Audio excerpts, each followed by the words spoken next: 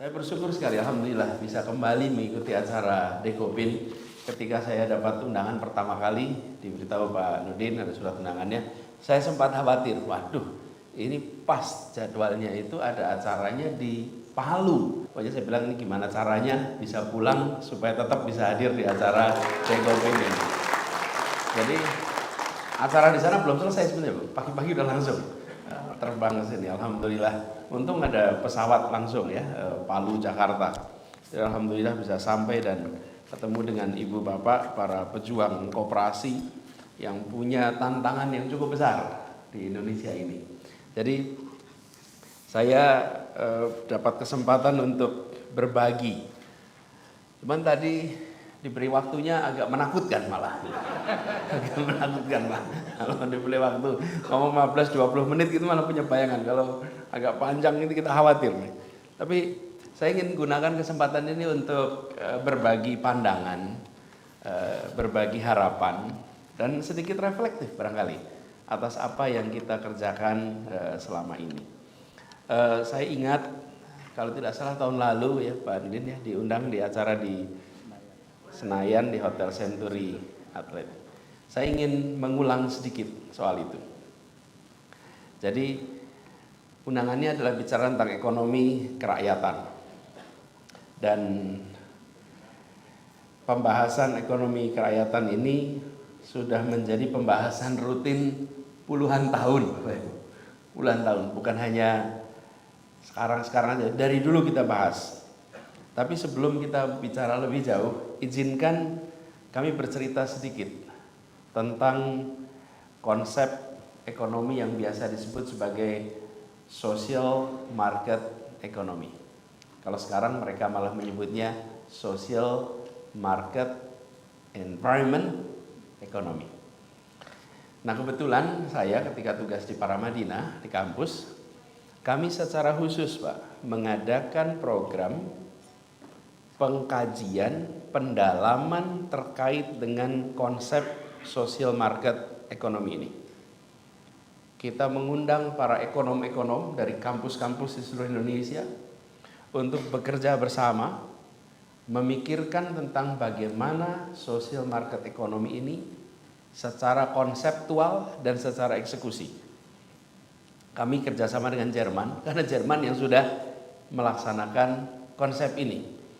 Jadi yang unik dalam penanganan ini, dalam konteks di Jerman, penanganan kemiskinan misalnya, kalau di sana itu tidak dikerjakan oleh kementerian yang mengurusin Kesra, tapi kemiskinan itu dikerjakan oleh kementerian yang mengurusin perekonomian. Jadi Menteri Pembangunan dan Kerjasama Ekonomi itulah yang mengurusi soal kemiskinan. Padahal di sana ada Kementerian Sosial dan Tenaga Kerja. Kenapa itu dilakukan? Karena urusan kemiskinan, urusan ketimpangan itu diselesaikan melalui instrumen ekonomi. Bukan melalui instrumen jejaring pengaman sosial. Jadi pasar perekonomian itu sengaja dirancang untuk memperhitungkan mereka yang miskin dan mampu mengakomodasi mereka dengan memberikan kesempatan-kesempatan yang setara di dalam sistem perekonomiannya. Yang biasa kita kerjakan, apalagi di Amerika Utara, biarkan market beroperasi. Nanti ada yang disebut sebagai market failure, kegagalan pasar. Market failure itu yang bisa menciptakan atau yang muncul dengan fenomena ketimpangan, fenomena kemiskinan. Nah, market failure itu, sisa itu nanti yang akan dibantu oleh pemerintah dengan berbagai macam program peran sosial. Jadi, membereskan persoalan ketimpangan kemiskinan bukan semata-mata sebagai instrumen, menggunakan instrumen pemerintah, tapi justru menggunakan instrumen pasar. Nah, ini konsep ini, social market economy ini didorong menjadi alternatif ketiga setelah kita punya dua.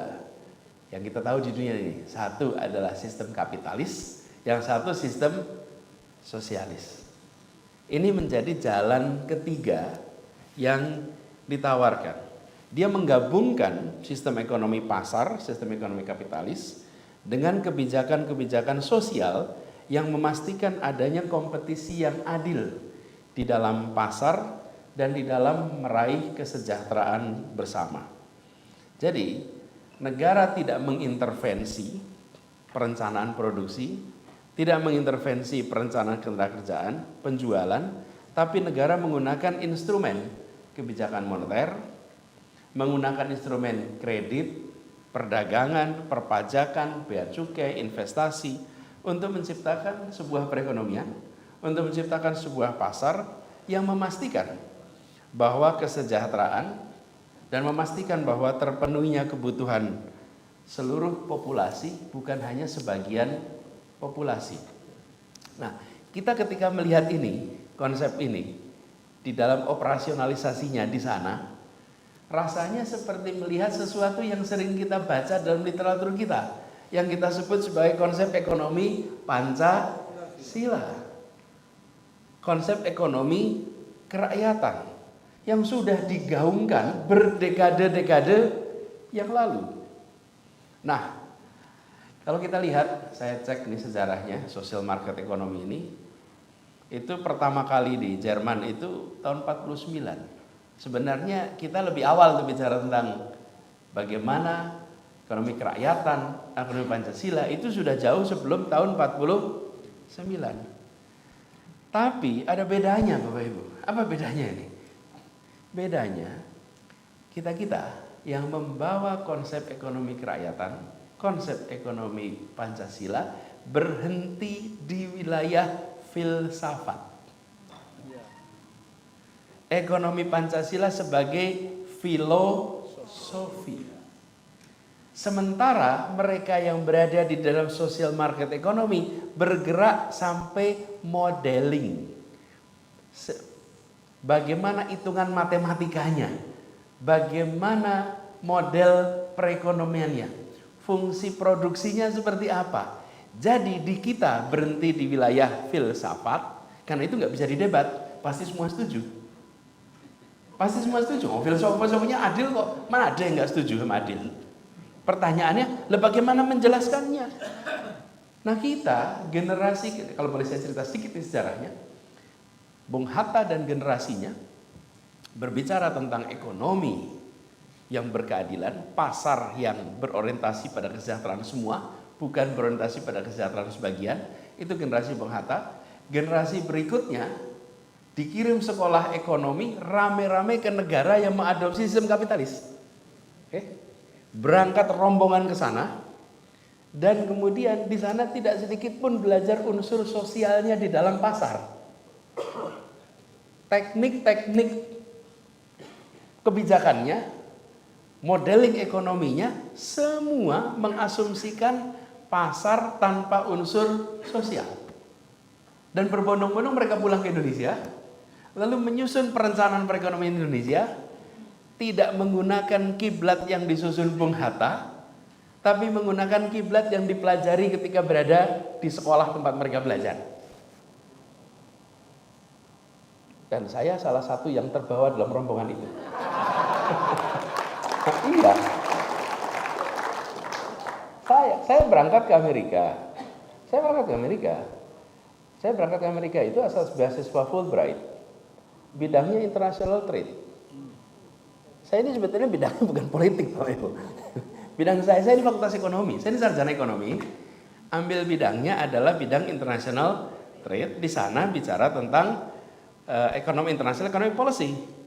Dan tesis atau paper saya di final itu tentang currency market. Tentang apa itu currency market itu? Pasar mata uang. Pasar mata uang. Dan bagaimana mengelola currency market itu dengan benar, gitu kira-kira. Nah, tapi untungnya, pondasi yang saya bawa berangkat itu pondasi yang saya pelajari dari Bapak Mubiarto. Karena saya belajar ekonomi di Fakultas Ekonomi Universitas Gadjah Mada guru saya namanya Profesor Mubiarto yang bicara ekonomi Pancasila.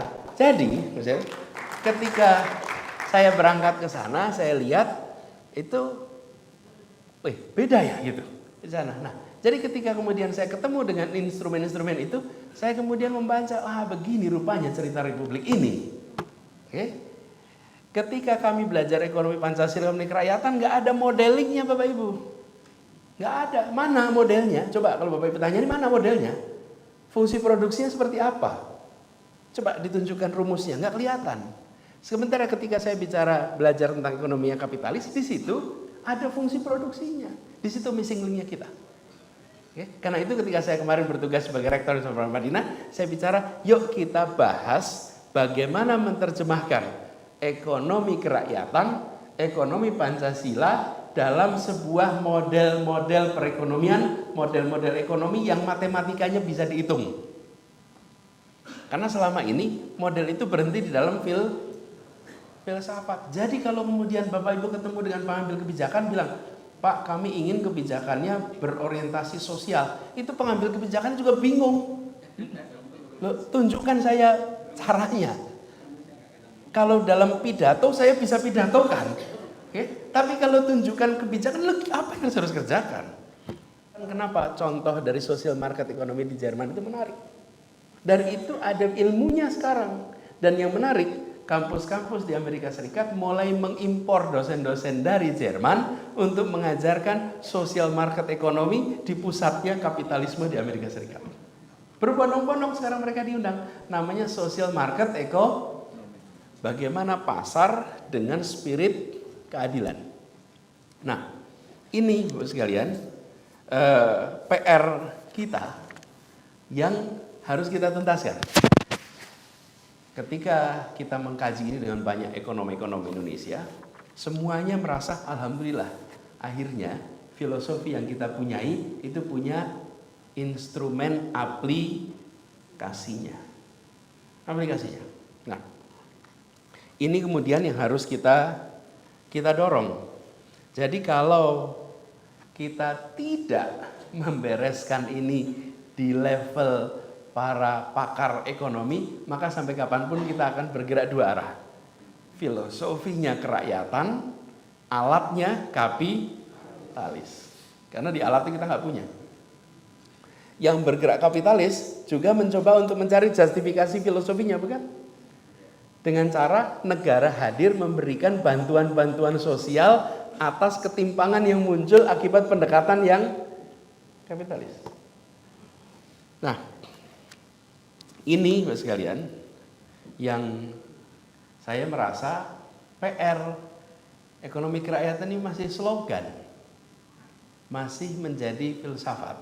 Jadi ke depan kita harus melakukan pengembangan keahlian di dalam menerjemahkan filsafat ekonomi kerakyatan menjadi instrumen kebijakan ekonomi kerakyatan. Jadi ini membuat ekonomi Pancasila, ekonomi kerakyatan itu tidak menjadi sesuatu yang utopis. Kalau sekarang ngobrol tentang ekonomi Pancasila di kalangan ekonom itu mana ya itu utopis itu. Pasti begitu. Secara terbuka ya semuanya pasti bagus lah, namanya juga filsafat keadilan. Ada yang tidak setuju. Tapi dalam prakteknya model matematiknya tidak ada, kebijakan publik yang kokohnya juga belum ditemukan.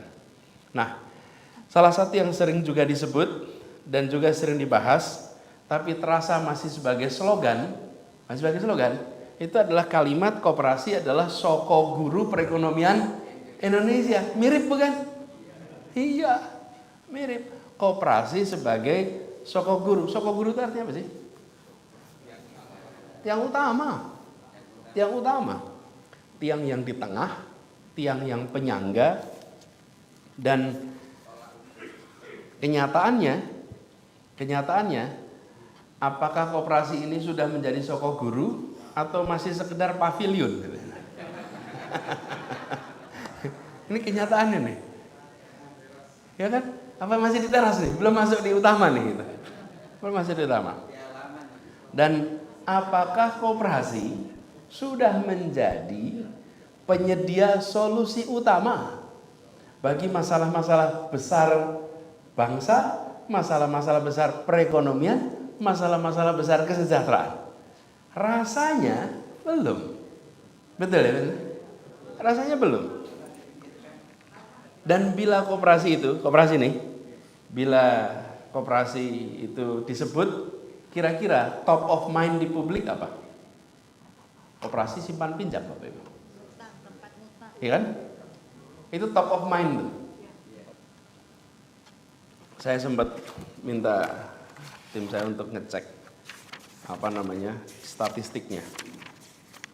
Statistiknya itu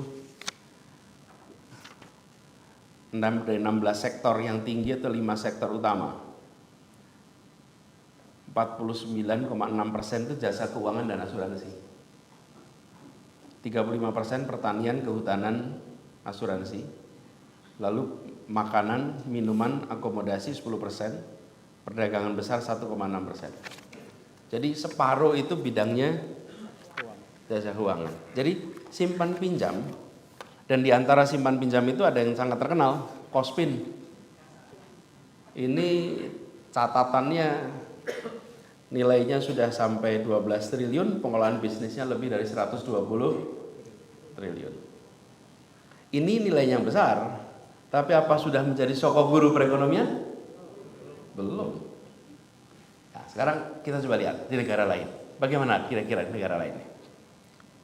Kita jangan hanya membandingkan dengan yang seharusnya, tapi kita membandingkan dengan yang sudah senyatanya bisa dikerjakan. Saya rasa Bapak Ibu sekalian punya banyak contoh. Tapi izinkan saya ngambil contoh satu aja, yang produknya kerasa kita di sini, Selandia Baru. Selandia Baru itu punya koperasi susu yang anggotanya 9.000 peternak. Ini nggak kalah banyak dengan anggota di Bandung, Pak. Ya, ini 9.000 peternak nih di sana. Tapi koperasi ini menguasai 30% ekspor susu dunia. Saya ulang nih, 30% ekspor susu dunia. Dan kita kenal di Indonesia ada mentega Anchor, susu Anlene. Ini banyak sekali. Namanya Fonterra. Fonterra ini koperasi di sana. Perusahaan terbesar di sebuah negara justru sebuah koperasi. Jadi kalau di New Zealand mereka bisa bilang di New Zealand nih bahwa koperasi soko guru perekonomian New Zealand. Bisa itu.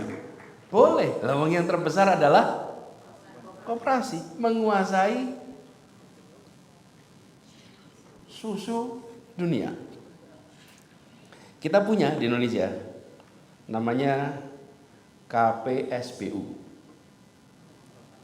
Koperasi Peternak Susu Bandung Utara. Dan anggotanya di sana itu lebih dari 8.000. Kalau di Selandia Baru 9.000, ini lebih 8.000. Populasi sapi perahnya itu di atas 20.000 dan produksi sekarang sekitar 150 ton per hari. Nah, pertanyaannya, apakah KPSBU Lembang ini udah menjadi sokok guru perekonomian di Lembang dan Bandung? Itu dia. Apakah bisa kita bilang bahwa perannya sudah mendekati peran Fonterra di Selandia Baru? Belum. Apakah dia nantinya bisa seperti Fonterra? Harus bisa. Ini tugas kita bersama. Jadi kita punya potensinya, harus bisa, harus bisa. Jadi kita ini ketika melihat kenyataan loh, ukurannya 9.000, sini 8.000, yang sana bisa nguasain, ini masalah bin harus bisa. Dan kita harus mengusahakan itu. Ada satu contoh lain, Pak, di daerah Basque. Basque itu di Spanyol. Ada koperasi namanya Mondagron. Bidangnya bisnis, keuangan, retail. Ini pekerjanya 80.000 orang, ada 250 anak perusahaan. Dan mereka punya sebuah kebijakan yang unik, yaitu tentang rasio upah. bahwa rasio upah pegawai paling rendah dan paling tinggi tidak boleh 5 kali lipat. Dan mereka ikut menentukan arah kebijakan. Ketika Spanyol kemarin menghadapi kontraksi, krisis global, mereka bersama-sama mengambil keputusan bukan mengurangi tenaga kerja, tapi mengurangi gajinya, mengurangi anggarannya secara bersama-sama, tapi tenaga kerjanya tidak dikurangi. Inilah contoh ketika fungsi produksinya itu berubah. Kita biasanya dalam perekonomian itu total produktivitas itu ada fungsinya. Ada sumber daya kapital nomor 1, labor, tanah, teknologi, kemudian dia menjadi satu persamaan fungsi produksi. Nah, ini contoh ekonomi kerakyatan. Ada juga contoh lain di Yunani, Pulau Sifnos. Ini penduduknya sekitar 3.000 orang, bikin koperasi, memproduksi listrik dari sumber terbarukan untuk 100% kebutuhan listrik sendiri. Jadi mereka bikin surya panel, bikin kincir angin, dan kemudian mereka gunakan itu untuk semuanya. Dan di Jerman hari ini 50% energi terbarukan itu dihasilkan dan dimiliki oleh komunitas-komunitas bentuknya koperasi. Bapak sekalian, 50% dari energi terbarukan di Jerman dihasilkan lewat koperasi. Jadi ini contoh nyata ketika filosofi itu diturunkan dalam bentuk kebijakan, diturunkan dalam bentuk model, begitu dieksekusi dahsyat dampaknya. Itu tadi cerita Selandia Baru, cerita Spanyol, cerita Yunani. Sekarang saya cerita Jakarta, boleh ya? Jakarta. Walaupun sudah pensiun, Mbak bisa. Ada pensiun, tapi saya cerita Jakarta, boleh kan? Boleh. Jadi ketika kami bertugas di Jakarta, kita melihat ini nggak bisa kita membiarkan begini saja. Negara rakyat berinteraksi tanpa ada sebuah institusi yang mengatur bersama. Jadi kita gunakan pendekatan koperasi ini untuk sebuah dalam tanda kutip policy eksperimen, policy breakthrough yang belum pernah terjadi sebelumnya. Kami ini di pemerintah kalau membangun rumah susun, lalu pengelola rumah susun itu akan berurusan dengan setiap warga yang ada di situ. Tagihannya, maintenance-nya, begitu kira-kira. Semua kita kerjakan. Nanti pada bayar tuh bulanan. Seperti apartemen. Nah, kampung akuarium itu kampung yang dulu digusur. Hilang, kemudian kami bangun kembali kampung itu. Dibangunlah tower di sana. Dan warganya kembali masuk ke sana. Nah, ini kita ubah konsepnya. Bukan pemerintah berurusan dengan per warga, kami minta mereka membuat koperasi untuk mengelola itu semua. Namanya Koperasi Akuarium Bangkit Mandiri. Mereka menjadi entitas berkumpulnya seluruh warga yang tinggal di sana harus anggota koperasi. Tanpa anggota koperasi tidak bisa ikut tinggal di rumah susun. Harus. Lalu seluruh pengelolaan rumah susun itu dikelola oleh koperasi. Pembayaran bulanan oleh koperasi. Jadi negara tidak berurusan langsung dengan rakyat, tapi berurusan lewat koperasi. Kan kita biasanya panggil manajer bikin PT mengelola rumah susun, bukan? Manajemen building. Lah kenapa manajemennya PT? Apa yang terjadi ketika ini dilakukan? Semua memiliki peran yang sama. Ya Bapak Ibu tahulah prinsip peran koperasi. Apa yang terjadi? Kemudian warga itu bersatu, bekerja bersama, dan berurusan dengan pemerintah sebagai sebuah entitas. Jadi kami bukan malah berinteraksi dengan warga langsung dan memecah belah warga, bukan. Justru kami ingin warga bersatu lewat entitas koperasi. Ini sudah dijalankan. Dan itu pertama kali ada pemerintah mengelolakan sebuah tempat miliknya.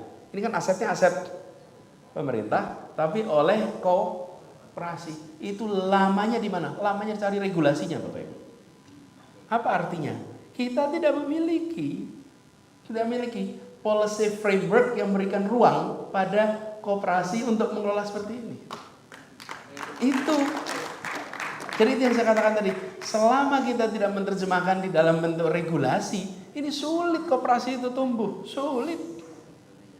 Regulasinya disiapkan. Jadi kami itu bertaruhnya di mana? Nanti kalau pemeriksaan BPK bagaimana? Betul kan? Nanti kalau penghitungan dalam tanda kutip nilainya yang layak seperti apa? Wah, itu rumitnya di situ. Nah, ini sudah kita lakukan. Jadi kami ingin bilang begini Bapak sekalian. Kalau kita mau menanyakan apa yang akan dikerjakan besok, jangan tanya apa isinya besok mau dikerjakan. Semua orang bisa ngarang apa saja Bapak Ibu. Bapak Ibu sekalian, cari semua calon gubernur, calon wali kota, calon presiden, bicara depan Bapak Ibu sekalian. Tanya, apa yang akan dikerjakan untuk operasi? Semua jawabannya menyenangkan kuping Bapak Ibu sekalian. Iya, pasti. Semuanya akan bilang, oh iya, kami akan bikin koperasi top, koperasi nomor 1. Semua akan bilang begitu. Dan Bapak Ibu dengerin, wah ini cocok ini, ya. Ini cocok ini sama kuping saya cocok nih gitu ya. Oke, pas tahun berikutnya berjalan, kok Rauno nggak ada kenyataannya ya. Gitu. Nah kami nggak mau menawarkan itu Bapak Ibu sekalian. Yang kami menawarkan adalah rekam jejak kenyataan yang sudah terlaksana. Itu yang kami tawarkan. Kenapa? Karena ini rumus ini dalam psikologi 101 nih, semua yang belajar ilmu psikologi tahu. The best predictor of your future behavior is your past behavior. Okay? Prediktor terbaik untuk perilaku di masa depan adalah perilaku di masa lalu. Itu prediktornya, bukan kata-kata kita tentang masa depan. Bukan, Bapak Ibu juga kalau merekrut pegawai, tenaga kerja, pasti kan tanya. Kalau ditanyain, mau cari petugas jaga malam aja lah paling gampang. Sanggup nggak jaga malam? Lelean. Apa lelean itu? Nggak tidur. Nggak tidur. Sanggup nggak? Pasti bilang sanggup. 2 malam nggak tidur, oh siap. Bapak Ibu terus percaya gitu? Nggak mungkin lah. Bapak Ibu lihat CV-nya. Nggak pernah tugas jaga malam, kok ngaku bisa jaga malam? Ya nggak akan terjadi. Jadi Bapak Ibu sekalian, berhentilah fokus pada visi misi. Karena visi misi itu bisa disusun orang lain dan bisa indah sekali. Lupakan itu Bapak Ibu. Visi misi. Setiap kali ada kandidat datang, saya ingin dengar visi misi. Hanya mesti bagus Bapak Ibu. Mesti bagus. Terus apa yang Bapak Ibu dapat dari visi misi yang bagus itu? Keterpesonaan sementara. Ya, itu yang Bapak Ibu dapat. Tanyakan rekam jejak. Tanyakan rekam jejak. Visi misi itu imajinatif, tapi rekam jejak itu realita.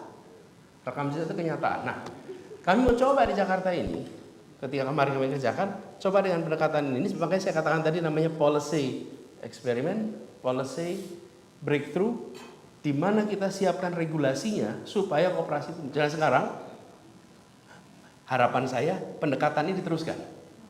Kita lakukan untuk Kampung Bukit Duri. Di Bukit Duri itu warganya dulu digusur, kita buatkan rumah susun yang baru. Sekarang mereka menggunakan koperasi juga untuk mengelola itu. Oke. Nanti Kampung Bayam menggunakan koperasi juga untuk mengelola. Nah kita berharap nanti semua yang baru-baru di Jakarta itu menggunakan koperasi. Kita sudah mulai. Mudah-mudahan diteruskan. Tanda tangannya sudah tidak saya lagi soalnya. Kan itu soal tanda tangan gitu kan. Nah, tapi arahnya sudah dan berjalan. Jadi Bapak Ibu sekalian, ketika awal tahun lalu, awal tahun ini, kami semua diundang para gubernur ke Nusantara, ibu kota baru. Kami diminta untuk membawa tanah dan air. Nah, kami nggak bawa air mistis-mistis. Kami tidak bawa tanah mistis-mistis, bukan. Tidak. Kami nggak bawa itu semua. Yang dari leluhur mana, enggak. Yang kami bawa itu adalah tanah dari kampung akuarium. Untuk membawa pesan bahwa republik ini didirikan oleh rakyat kebanyakan dan kita harus mengelolanya dengan pendekatan yang mengandalkan pada pendekatan disusun konstitusi kita. Berbasis kerakyatan. Tanpa penggusuran yang seperti biasa kita kerjakan, relokasi itu tidak bisa dihindari Bapak Ibu sekalian. Dalam semua pembangunan relokasi tidak bisa dihindari. Tapi pendekatannya harus pendekatan yang tepat. Nah, ini yang kita bawa kemarin untuk bawa pesan itu. Walaupun terus ramai Bapak Ibu karena bawa tanah dari Kampung Akuarium. Tapi kita ingin membawa pesan bahwa ya kalau ke depan kita harus bicara tentang bagaimana membuat koperasi ekonomi kerakyatan menjadi salah satu strategi utama dalam mengendalikan dampak berlebih dari ekonomi pasar bebas. Kapitalisme dan ekonomi pasar bebas ini Bapak sekalian, sebetulnya ini relatif baru. Sebelum kapitalisme apa namanya Bapak sekalian? Sebelum ada kapitalisme? Feodalisme Bapak Ibu. Itu sebelum ada kapitalisme namanya feodalisme. Dan di bangsa kita punya feodalisme itu. Ada. Sebelum ada social market ekonomi, sebelum ada kapitalisme, ekonomi kita ini dikuasai oleh tuan tanah dan kaum aristokrat. Kaum aristokrat, para ningrat. Mereka memperkerjakan orang-orang kecil, dan orang-orang kecil ini nurut saja karena mereka menghadapi potensi kelaparan, ketidakterdidikan, penderitaan. Nah, ini sudah berjalan panjang, baru kemudian mulai abad 15-16 di Eropa muncul terobosan tentang perekonomian berbasis kapitalisme, dan feodalisme ini di Eropa mengalami pergeseran. Tapi di tempat kita feodalisme itu masih jalan terus agak panjang. Jadi saya ingin sampaikan bahwa munculnya kelas berdagang, munculnya variasi market based ekonomi itu fenomena baru dan punya tingkat kesuksesan yang bervariasi. Nah, kita melihat Bapak Ibu sekalian, kapitalisme ini telah berhasil mempercepat peningkatan kesejahteraan penduduk bumi secara agregat. Secara agregat kita menyaksikan itu. Jadi gedung ini, kenyamanan yang kita nikmati ini, itu contoh bagaimana sebuah pendekatan itu berhasil memberikan kenyamanan hidup bagi begitu banyak orang. Tapi dia punya dampak yang side effect yang tidak kalah dahsyat. Nah, kita menyaksikan kita di ruangan ini, AC-nya nyaman bukan? Terangnya enak bukan? Oke, tapi untuk ini bisa terjadi apa Bapak sekalian? Emisi yang dihasilkan oleh gedung ini, itu gedung-gedung seperti ini, itu menyumbang 30% dari emisi efek rumah kaca di dunia ini. Sumbangannya 30% dari gedung. Kenapa? Lah wong AC-nya nyaman begini. Nah itu residunya kemana Bapak Ibu? Betonnya. Lalu listriknya dimunculkan dari mana ini? PLTU Bapak Ibu. PLTU-nya di sekitar Jakarta. Itu keluar dalam bentuk cerobong asap yang mengotori lingkungan kita. Jadi ada ketidakpedulian pada kerusakan lingkungan, ada ketimpangan yang melebar akibat distribusi income dan kesejahteraan yang tidak setara, ada kegagalan pasar, dan ada siklus ekonomi yang boom and bust. Nah, ini Bapak sekalian, seperti juga perkembangan teknologi, perkembangan ilmu itu mengalami fase-fasenya. Dan sekarang ini kita menyaksikan bahwa feodalisme dialihkan dengan sistem kapitalis, lalu ada alternatif sosialis, lalu sekarang muncul social market ekonomi. Nah, bagaimana dengan kita di Indonesia? Dari pengalaman kami kalau melihat di Jakarta, caranya bukan dengan memusuhi satu sistem, tapi dengan membuat terobosan dan dibesarkan. Terobosan dibesarkan. Jadi kita harus mendorong perubahan, tapi perubahan itu tidak harus drastis. Perubahan itu bisa dikerjakan secara bertahap. Sembari koperasinya pun mengalami pertumbuhan secara bertahap. Jadi kita membayangkan Bapak sekalian, membangun institusi-institusi alternatif di dalam sistem yang lama, dan salah satu institusi yang bisa diandalkan adalah institusi koperasi. Itu yang paling bisa diandalkan. Jadi ketika mendorong perkembangan koperasi, ini tidak berarti kemudian kita menuntut perubahan perekonomian secara keseluruhan. Namun kita membangun organisasi yang lebih menjanjikan kesetaraan bagi mereka yang terlibat di dalamnya. Dan bila koperasi ini bisa membuktikan, bisa menyelesaikan masalah-masalah besar, bisa menyelesaikan masalah-masalah mendasar, tidak hanya sebagai lembaga simpan pinjam, maka koperasi dengan sendirinya akan tumbuh, koperasi akan beralih menjadi mainstream, dan insya Allah bisa menjadi mesin utama perekonomian Indonesia. Jadi kita ingin Bapak Ibu sekalian punya koperasi sekelas Fonterra yang bisa menghasilkan keadilan sosial seperti yang di Mondagron, yang bisa seinovatif seperti di Sivnov Island. Nah, Bapak Ibu sekalian berada di Dekopin itu punya contoh-contoh champion koperasi. Betul. Ada contoh-contoh champion koperasi, itu dibesarkan. Strateginya itu dibesarkan. Dan carikan regulasi pemerintah apa yang menghambat itu menjadi besar. Itu diubah. Itu diberikan ruang untuk bisa berkembang. Jadi, saya melihat PR untuk mengerjakan ini itu besar tapi doable. Hanya kita-kita yang berada di dalam pemerintahan itu harus mau mencari ruang policy apa yang harus diubah, ruang policy apa yang harus diberikan. Jadi kalau boleh Bapak sekalian, mumpung lagi Rapimnas nih, Bapak Ibu identifikasi 4 hal. 1, terkait kebijakan untuk koperasi nih. Hal apa yang harus diteruskan dan ditingkatkan oleh pemerintah? 2, hal apa yang harus dikoreksi oleh pemerintah? 3, hal apa yang harus dihentikan oleh pemerintah? Oke. 4, terobosan apa yang harus dikerjakan oleh pemerintah? Itu semua terkait dengan koperasi. 4 ini Bapak Ibu. Jadi kita bukan bicara tentang ekonomi kerakyatan berkeadilan dengan utopia terus mau diterjemahkan ke Indonesia, mau diterjemahkan ke keseharian kita. It won't work. Berjalan. Kita lihat prosesnya, jangan deduktif kira-kira kalau itu.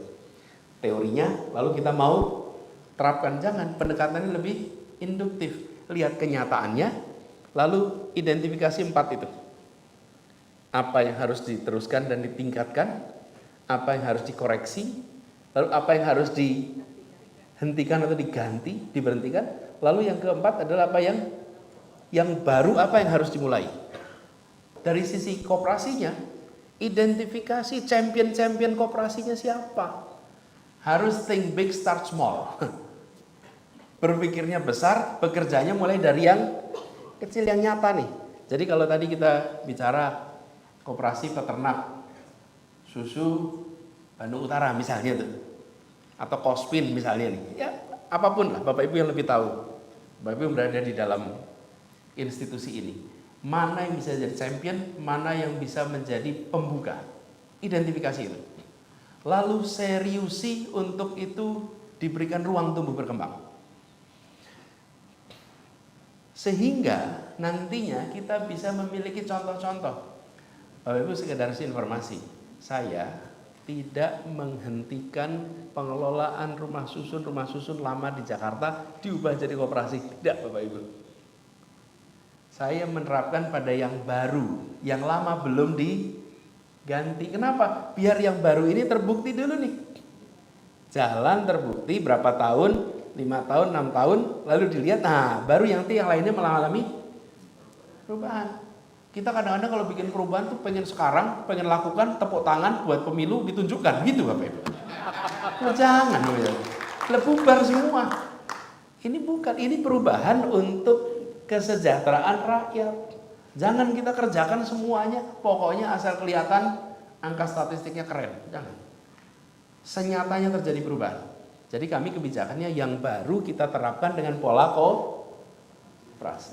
Nah, ini kira-kira ke depan saya berharap Dekopin ambil positioning ini.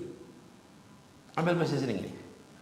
Jadi Rapimnas ini harapannya itu bisa mengambil isu-isu strategis yang tadi saya usulkan. Usulan ini. Pikirkan sama-sama. Dan harus kita manfaatkan momentum pasca pandemi ini sebagai kesempatan untuk restarting our economy on the right track. Restarting economy on the right track. Pemerintahnya memberikan ruang, akademiknya mulai memasukkan itu yang saya sebut tadi sebagai ekonomi kerakyatan, sebagai konsep perekonomian. Lalu semua yang bergerak di bidang koperasi itu mengidentifikasi. Jadi nantinya ketika kita bicara tentang cita-cita Republik ini menghadirkan keadilan sosial, maka keadilan sosial itu bisa diraih lewat proses perekonomian yang baik, yang benar. Bukan sekedar dari tangan pemerintah. Dan dengan begitu maka itu self-sustaining. Bapak sekalian, kesejahteraan berkeadilan yang lewat mekanisme pasar itu self-sustaining. Kalau berkeadilan lewat kebijakan pemerintah, pemerintahnya ganti bisa tidak sustain Bapak Ibu. Tapi kalau lewat mekanisme pasar dia akan self-sustaining. Nah, selama ini, kalau boleh saya itu sebagai kalimat bahan penutup, selama ini kita mengasumsikan mekanisme pasar itu efisien, tapi kita tidak memasukkan unsur fairness, justice di dalam ekonomi pasar. Itulah yang kira-kira nanti harus kita kerjakan sama-sama. Jadi Bapak sekalian saya hormati, ini adalah harapan, ini adalah cerita tentang apa yang sudah dikerjakan dan bagaimana kedepannya itu bisa kita ekstrapolasi, bisa kita besarkan untuk seluruh Indonesia. Nah, kami berharap Dekopin bisa mencerna ini semua, merenungkannya, dan mudah-mudahan mewujudkan dalam bentuk langkah-langkahnya. Kami ingin sampaikan terima kasih kepada Ibu Bapak sekalian yang konsisten berada di dalam rute yang senyap ini, rute yang sunyi ini. Ya, ini adalah rute yang tidak banyak yang mengerjakan, betul kan? Secara jumlah memang besar dari sisi jumlah institusinya, dari sisi jumlah orangnya. Tetapi secara porsi di dalam perekonomiannya, nah kita ingin agar skala itu membesar. Kami mempercayai sekalian bahwa instabilitas dunia akibat kerusakan lingkungan itu luar biasa besar. Kita akan ditargetkan menurunkan 1,5 derajat suhu kita, bukan menurunkan, mencegah kenaikan sampai 1,5 derajat. Itu bukan pekerjaan yang ringan dengan aktivitas perekonomian yang kita miliki seperti sekarang. Itu sekalian, kalau kita tidak kerjakan di skala mikro dengan memunculkan institusi seperti koperasi, ini PR-nya akan luar biasa.